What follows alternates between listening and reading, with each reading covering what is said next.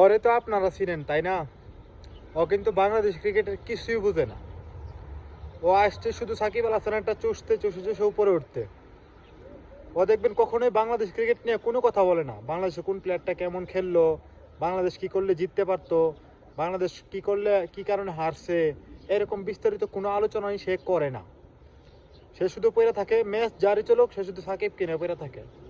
আরে ভাই, সাকিবের সময় শেষ, এটা তুই বোঝার চেষ্টা কর। কিন্তু না, এর কথা হচ্ছে সাকিবের নিয়েই লাড়াচাড়া দিব। কালকে বাংলাদেশের ম্যাচ গেল, বাংলাদেশের ম্যাচ বাংলাদেশ 35 রানে 5 উইকেট হারায় ফেলছে। অনেকেই পোস্ট করতেছে, হ্যাঁ একটা ভিডিও ডালছে যে সাকিব থাকলে এত বাজে অবস্থা হইতো না।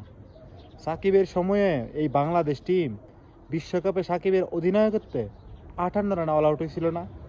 2011 বিশ্বকাপে ঘরের মাঠে 58 রানে অল আউট হয়েছিল সাকিবের ক্যাপ্টেন্সিতে। তার ঠিক পরের ম্যাচেই আবার 78 রানে অল আউট হয়েছিল সাকিবের ক্যাপ্টেন্সিতেই। তার ঠিক আবার আরেকটা পরের ম্যাচে 204 রানে অল আউট হয়েছিল আয়ারল্যান্ডের সাথে। ভাগ্য ভালো ছিল, ম্যাচটা জিতে ফেলছিল শফিউলের 4 উইকেটের বিনিময়ে। তো সাকিবের সময় আরও অনেক বাজে অবস্থা গেছিল। বাংলাদেশ কিন্তু টেস্ট ক্রিকেটে 43 রানে অল আউট হয়েছিল সাকিবের অধিনায়কত্বেই। সুতরাং সাকিব থাকলে এই ছিঁড়ে ফেলতো ওই ছিঁড়ে ফেলতো এমনটা বলার কোনো সুযোগ নাই। তো ওর নাম আমি জানি না, ওর বাড়ি সম্ভবত নরসিংদী। ও সবসময় দেখবেন যে সাকিব রিনে কথা বলে, সাকিব রিনে কথা বলে। ওর কথা হচ্ছে সাকিবই শুধু ক্রিকেট খেলে, আর কেউ খেলে না। তো বাংলাদেশ কিন্তু মোটামুটি ভালো করছিল। 35 রানে 5 উইকেট যাওয়ার পরও এখান থেকে গিয়ে 229 রান টার্গেট দেওয়া।